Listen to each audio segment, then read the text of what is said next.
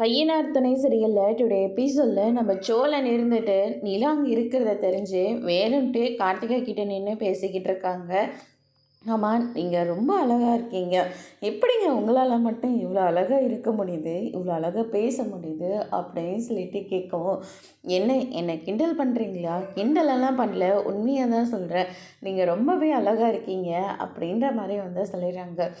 ஆமாம், நானும் உங்ககிட்ட ஒரு சந்தேகம் கேட்டுக்கிட்டே இருந்தேன், உங்களுக்கு இன்னும் கல்யாணம் ஆகலைல்ல, ஆயிருக்காது அப்படின்ற மாதிரி வந்து சொல்லிடுறாங்க. இல்லைங்க, நீங்கள் நினைக்கிற மாதிரியெல்லாம் இல்லை, எனக்கு இன்னும் கல்யாணம் ஆகலை அப்படின்னு சொல்லிட்டு சோழன் வந்து சொல்லிடுறாங்க. இதை கேட்டோன்னே நிலா வந்து பயங்கரமாக ஷாக் ஆகுறாங்க.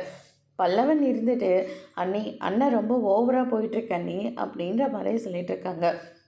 பார்த்தாலே தெரியுதுடா அப்படின்னு சொல்லிட்டு இந்த பக்கம் நிலா வந்து சொல்லிக்கிட்டு இருக்காங்க. அண்ணனை இதுக்கு மேலே விடுறது ரொம்ப பெரிய தப்பண்ணி, நான் பார்த்துட்ருக்கிற பொண்ணு அவர் பார்க்கறது ரொம்ப தப்பு, அதுவும் இல்லாமல் அந்த பொண்ணும் இவரை தான் பிடிச்சி போயிருக்குன்னு தெரியுது சொல்லிட்டு இருக்காங்க. இதெல்லாம் நல்லதுக்கே இல்லை அப்படின்ற மாதிரி சொன்ன உடனே நிலா இருந்துட்டு சோழனோட கன்னத்திலே பல ஆறுன்னு ஒன்று விடுறாங்க. கார்த்திகா ரொம்பவே ஷாக் ஆகுறாங்க. நீங்கள் எதுக்கு இவரை அடிக்கணும் அப்படின்னு சொல்லிட்டு கேட்கவும், இவர் முதல்ல யாருன்னு தெரியுமா, இவர் என்னுடைய ஹஸ்பண்ட் அப்படின்ற மாதிரி சொல்லிடுறாங்க.